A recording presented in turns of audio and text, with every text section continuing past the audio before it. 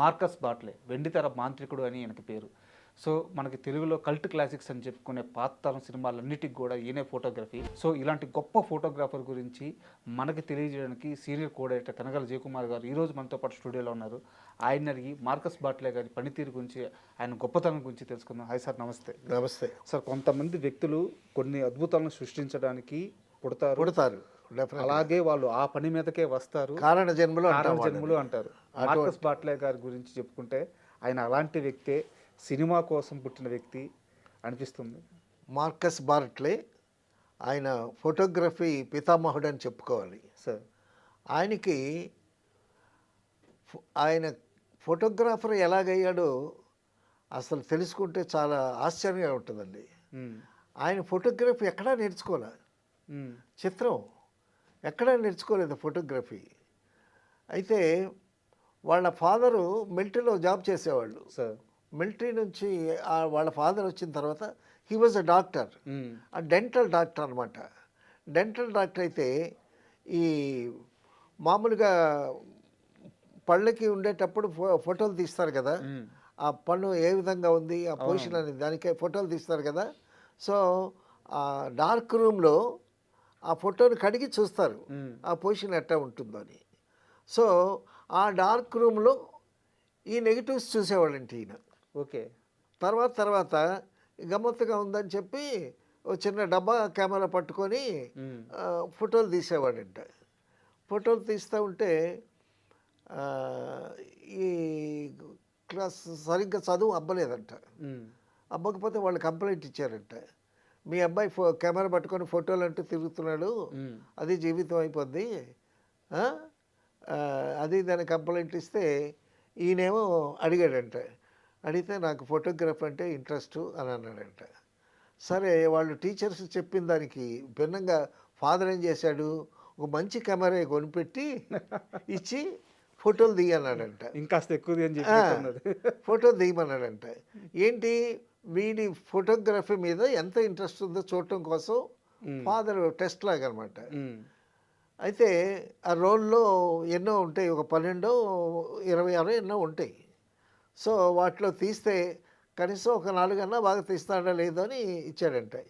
ఇస్తే ఒక 8, 9 బాగానే తీశాడంట. సో ఇది వీడికి ఇంట్రెస్ట్ దీని మీదే ఉంది అని చెప్పి తన్ని ఆ విధంగా ఎంకరేజ్ చేశాడు. ఇలా చేస్తూ ఉండగా, ఫోటోలు తీస్తూ ఉండగా ఈ ఫోటోలు కొన్ని పత్రికలకు పంపాడండి. సార్, చాలా చిన్న వయసు, 13 ఏళ్ళు 14 ఏళ్ళ వయసు. ఆ ఫోటోలకు పంపించాడు. పంపిస్తే ఆ ఫోటోలు వాళ్ళు వేసుకున్నారు. వాళ్ళు ఫోటోలు వేసుకోవటం చూసి ఆశ్చర్యపోయాడు ఇతను బాట్లే. ఆశ్చర్యపోయి ఇంకా చాలా గొప్పగా ఫోటోలు తీయాలి అనేటటువంటి ఉద్దేశంతో పత్రికలకి ఎడిటర్స్ దగ్గరికి వెళ్ళి కలిసి వాళ్ళ ఫోటోలు అది చూపిస్తే వాళ్ళ ఫోటోలు బాగున్నాయంట. బాగుంటే ఒక ఎడిటర్ అన్నాడంట, ఫోటోలు బాగా తీస్తున్నావయ్యా నువ్వు, ఒక మా స్టాఫ్ ఫోటోగ్రాఫర్గా చేరవయ్యా అని అన్నాడంట. అంటే స్టాఫ్ ఫోటోగ్రాఫర్గా చేరాడు ఒక మ్యాగజైన్కి. అక్కడ ఒకసారి మత కల్లోలు జరుగుతున్నాయంటండి. సార్, మత కల్లాలు జరుగుతూ ఉంటే స్టాఫ్ ఫోటోగ్రాఫర్ కదా ఆ పత్రిక తరపున పంపించారంట. పంపిస్తే ఆ మత కల్లోలకి లోపలికి వెళ్ళిపోయాడంట. వెళ్ళిపోతే అక్కడ గ్రూపులు ఆపోజిట్ గ్రూపులు కొట్టుకుంటున్నాయంట. కొట్టుకుంటూ ఉంటే ఇంతకు మేడ మీద నుంచి మరొక గ్రూప్ ఉందంట. సో వాళ్ళేమో రాళ్ళేసరి కొడుతున్నారంట. సో సిచ్యువేషన్ చాలా భయంకరంగా ఉంది. ఈయన ఫోటోలు తీస్తున్నాడు. ఫోటోలు తీస్తుంటే పోలీసు వాళ్ళు వచ్చి ఎస్ఐ మేడ మీద ఉండేటటువంటి వాళ్ళని షూట్ చేశాడంట. 2 చనిపోయారంట. సో ఇదంతా తీశాడు ఈయన. ఇదంతా తీసేసరికి ఎవడో ఫోటోలు తీస్తున్నాడని చెప్పి ఈ ఎస్ఐ ఇతను ఫాలో అయ్యాడంట. ఫాలో అయితే చేసింగ్ అనమాట.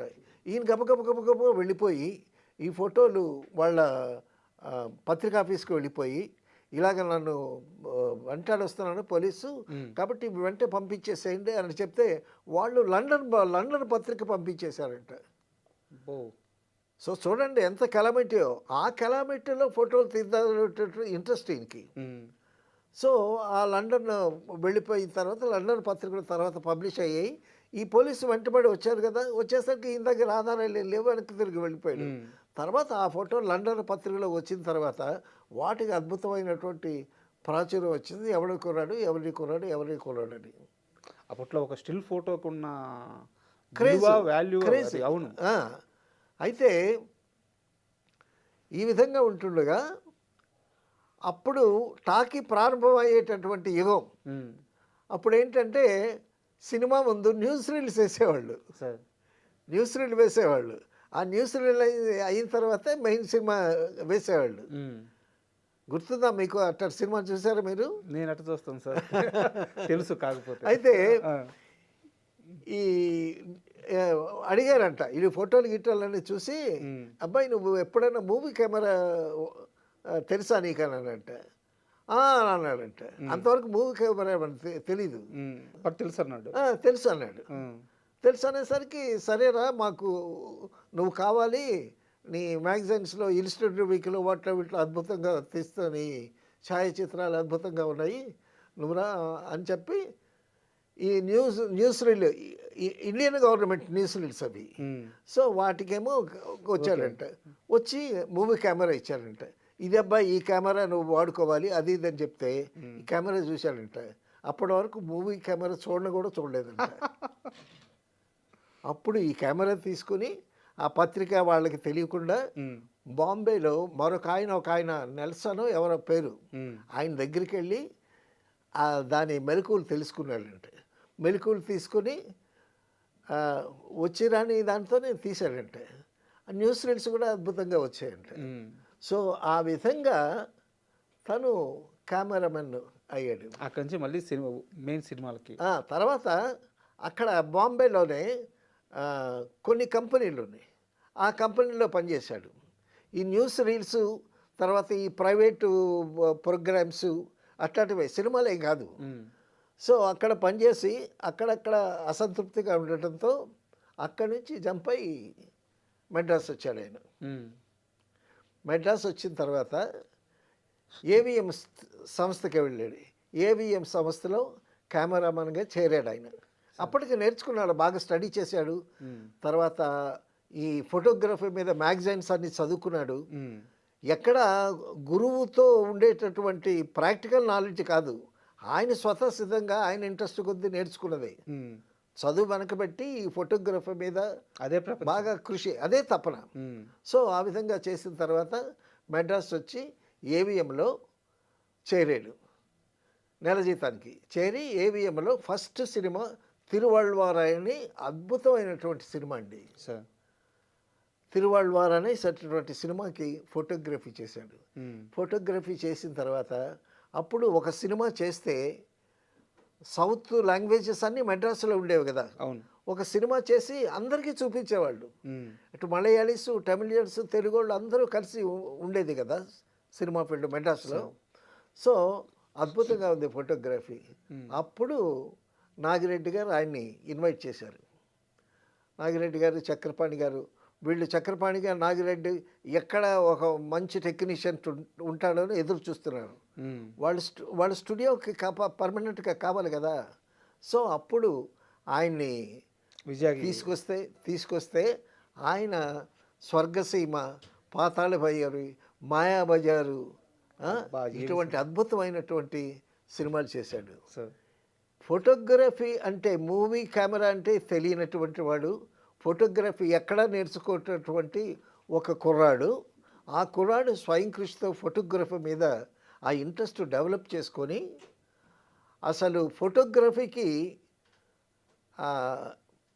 పితామహుడు అని చెప్పుకోవాల్సినటువంటి ఎత్తుకు ఎదిగినటువంటి గొప్ప వ్యక్తి అసలు మార్కస్ బారట్లీ. ఆయన సినిమాలు చూసా సార్. ఇప్పుడు పాతాళ భైరవి ఆ బ్లాక్ అండ్ వైట్ అయినా సరే, అవునవును, ఆ సెట్ మొత్తం కూడా నీట్గా ఆ మాంత్రికుడు ఆ సెట్ కానీ అన్ని నీట్గా క్యాప్చర్ చేసి మనకు అర్థమవుతూ ఉంటుంది బ్లాక్ అండ్ వైట్. అవును, డెఫినెట్గా. మాయాబజార్కి వచ్చేలేకే ఆ గ్రాండెడ్ తెలుస్తూ ఉంటుంది. గుండమ్మ కథ విషయానికి వచ్చేసలేకే అది అంతా కాకుండా ఒక సింపుల్ ఫోటోగ్రఫీ చాలా ప్లెజెంట్గా ఉంటుంది. కథకు తగ్గట్టు మారిపోతా తర్వాత ఉంటాయి. అంటే బ్లాక్ అండ్ వైట్ నుంచి సార్. కలర్కి వచ్చేటటువంటి ప్రయాణంలో కలర్ ఫోటోగ్రఫీ చూసిన వాళ్ళందరూ ఉమ్. అసలు బ్లాక్ అండ్ వైట్ ఫోటోగ్రఫీ బాగుంది ఆ. అని అనుకునేవాళ్ళు. ఆయన ఏంటంటే రామారావు గారి క్లోజప్ తీసేవాడంట. రామారావు గారి క్లోజప్ తీస్తే ఒక లైట్ వేస్తే ఈయన కోటేరు లాంటి ముక్కు కదా, ఈ ముక్కు షాడో ఈ చీక్ మీద పడేదన్నమాట. ఉమ్. సో ఆ విధంగా ఆయన క్యాలిక్యులేషన్స్. తర్వాత అండి మాయాబజార్ తీసుకోండి. మాయాబజార్లో లాహిరి లాహిరి లాహిరిలో ఓహే జగమే ఊగనగా అది అవుట్డోర్ చేశారు ముందు. సార్. అవుట్డోర్ చేసి కొన్ని షాట్స్ ఇండోర్లో తీసి మ్యాచ్ చేశారు. ఆ. వెన్నెల్లో పాట లాహిరి లాహిరిలో. సో ఆ మూడు జంటలు, ఆ గార్డెన్స్ విజయ ఆ గార్డెన్స్, ఆ. తర్వాత ఆ రెల్లు పూలు ఏదో అలా ఊగుతూ ఉంటాయి. సార్. అవుట్డోర్లో తీసి మళ్ళా కావాల్సి వస్తే మళ్ళీ ఇండోర్లో షూట్ చేసి మ్యాచ్ చేశారంట.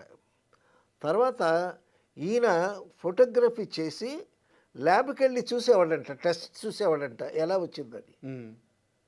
అంత దీక్షగా పనిచేసినటువంటి వ్యక్తి. తర్వాత అండి ఆయన సెల్ఫ్ మేడ్ మ్యాన్ అంటామే, సార్. దానికి గొప్ప ఉదాహరణ మార్కస్ బారెట్ గారు.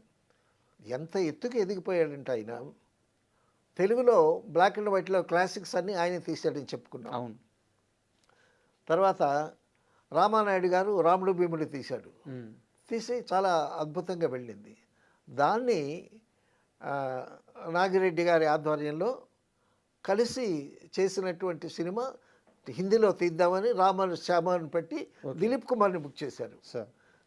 దిలీప్ కుమార్ అంటే అప్పుడు లెజెండ్ కదా, అంతే కదా, ఇండియా మొత్తం మీద. ఇండియా మొత్తం మీద అవును. అద్భుతమైనటువంటి పేరు ప్రఖ్యాతులు ఉన్నవాడు. ఎంత పేరు ఉన్నవాడంటే ఆయన 5వ అంతస్తు మీద ఉండేటప్పుడు దిలీప్ కుమార్ గారు బాంబేలో ఒక ప్రొడ్యూసర్ ఆయన దగ్గరికి వెళితే ఉమ్. ప్రొడ్యూసర్ దిగేటప్పటికి 5 మీటర్లు. ఫైనాన్సర్స్ ఒక 10 మంది ఉండేవాళ్ళంట. 5 అంతస్తులు దిలీప్ దిగేటెక్కి. కుమార్ దగ్గర నుంచి దిగుతున్నాడు, దిలీప్ కుమార్ డేట్లు తీసుకుని వస్తాడు, అతను సినిమా తీస్తాడు, ఆ సినిమాకి ఫైనాన్స్ చేద్దామని ఒక 10 మంది ఫైనాన్సర్స్ రెడీగా ఉండేవాళ్ళంట. అంత రేంజ్ దిలీప్ కుమార్ గారితో. అటువంటి దిలీప్ కుమార్ గారితో ప్లాన్ చేశారు ఉమ్. రామవర్షం జ్యువెలర్ అందులో. అయితే పెద్ద సెట్స్ వేశారు వాహిని స్టూడియోస్లో.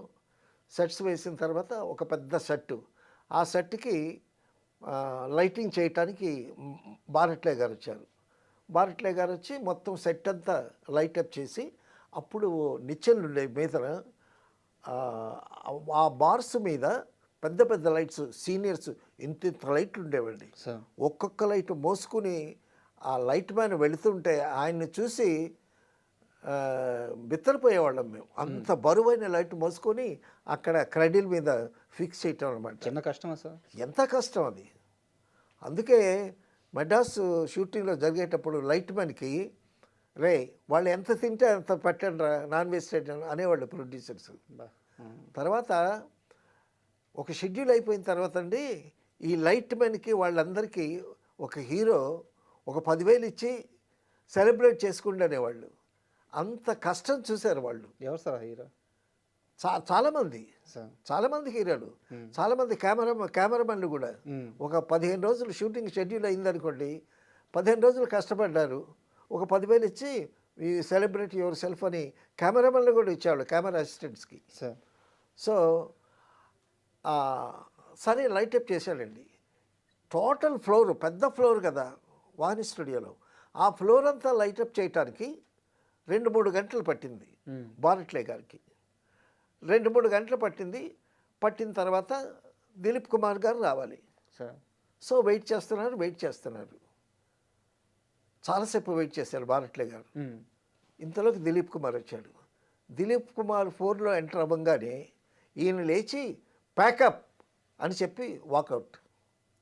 బారెట్లే గారు అనేసరికి అందరూ బిత్తరపోయారు సెట్లో ఉండేవాళ్ళంతా. అది ఎవరు? నాగిరెడ్డి గారు ఉన్నారు, చక్రపాణి గారు ఉన్నారు, రామానాయుడు గారు ఉన్నారు, పెద్ద పెద్ద హేమలు ప్రొడ్యూసర్స్, హీరో దిలీప్ కుమార్. వీళ్ళందరూ ఒక ఎత్తు, ఆయన ఒక్కడు ఒక ఎత్తు అంత ఎత్తుగా ఎదిగినటువంటి స్టార్డంలో ఉన్నాడు దిలీప్ కుమార్ అంటే. లేట్గా వచ్చాడని ఇదంతా. లేటుగా వచ్చాడని ప్యాకప్ చెప్పి హీ వాక్డ్ అవుట్. అప్పుడు మరి కెమెరామెన్ చెప్పిన తర్వాత, చీఫ్ కెమెరామెన్ చెప్పిన తర్వాత అసిస్టెంట్స్ ఫాలో అవ్వాలి కదా. అంతే అంతే. వాళ్ళు మూట సర్దుకొని వెళ్ళిపోతున్నారు. అది పెద్ద షాక్.